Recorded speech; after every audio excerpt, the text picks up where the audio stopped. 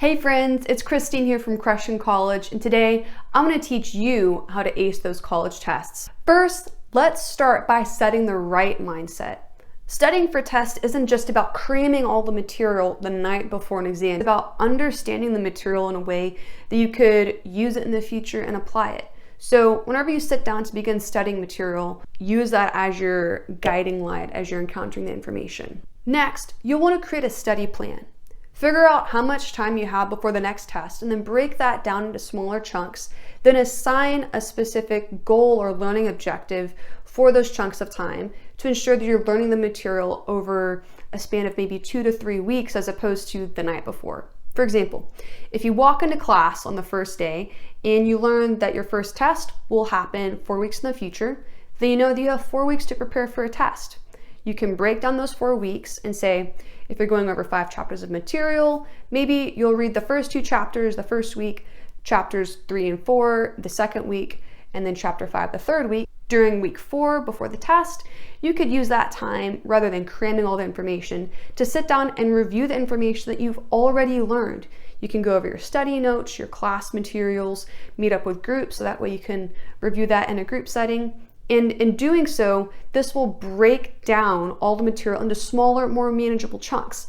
That way, you're not waiting till the last minute to get everything learned and stressing the night before a test. Once you have a study schedule in place, now's the time to dive into the material itself.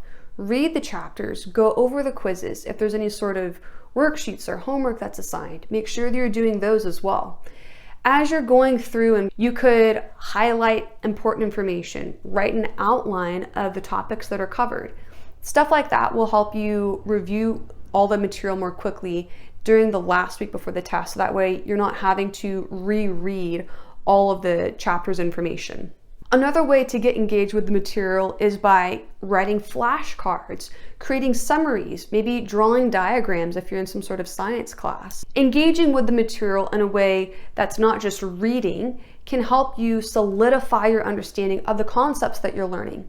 That way, come test time, it's more easy for you to recall that information and apply it in a test environment. Once you've created a study schedule and you're in the material, you also want to make sure that there's breaks built in so that way you can give your mind a chance to rest between learning new information.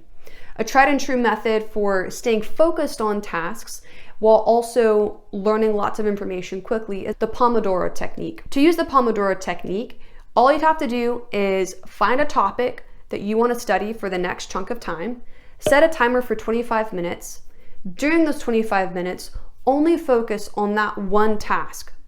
Once the 25 minutes is up, you'll take a 5-minute break and then repeat the cycle. During those 25 minutes, you're not getting distracted, you're not doing anything else. There's no emails, text messages, scrolling through social media that's happening. You're only focused on that one task. The beauty of the Pomodoro technique is that it allows your mind to stay fresh and focused on a specific subject without getting distracted.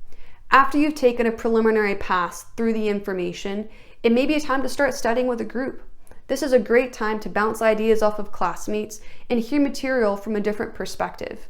But I would caution you to not use study groups as your first line of defense when studying for tests, because if you do that, you may be using other people as a crutch without you actually learning the material on your own. So just keep that in mind. Some people love studying in groups, others don't, and sometimes studying in groups may be more beneficial for certain subjects like math or science, where there's problems and equations you have to go through, rather than classes like English, where it's more self-guided homework where you have to write a paper on your own.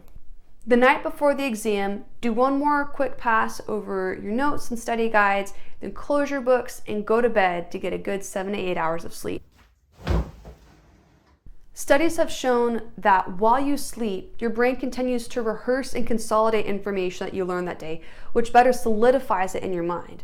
This helps ensure that you can recall it better during the day of the exam, which is why it's so crucial to get that good sleep the night before a test. Now, I know this can be difficult to do when you have multiple assignments that are maybe due at the same time. However, hear me out. Getting good sleep is super crucial to doing well on tests.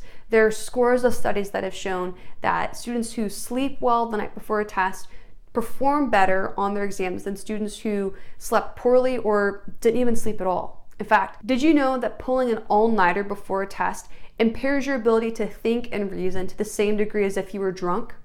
Drunk! Who wants to take a test drunk? Not me, not you. So get good sleep and we'll all be happy. Bonus tip, use the first exam of the semester as a trial run. Now, here's what I mean by that. Every semester, you're gonna have new classes with potentially new professors, and you may or may not know how those professors write their exams. As you're preparing for that first exam, go all out. Study as hard as possible, use all the study material that they provide, review with friends, and then whenever you go into the test, see how the professor writes their exam. What kinds of questions do they use? Are they mostly true, false, multiple choice?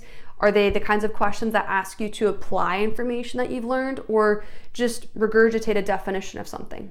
With that knowledge, you can use it to guide how you study for any upcoming exams and ensure that you perform well on those in the future, even if maybe you didn't perform as well as you went on your first test. Now, if you aced your first test, then you're doing something right, and keep doing what you're doing. So those are some of my top tips to prepare for tests. Remember, effective studying isn't about cramming the night before an exam, but rather creating a plan to study all the material that will be covered, engaging with it, and then getting a good night's sleep the day before a test. That way you can perform your best. If you found this content helpful, please like and subscribe for more videos on how you can crush in college, and I will see you next time.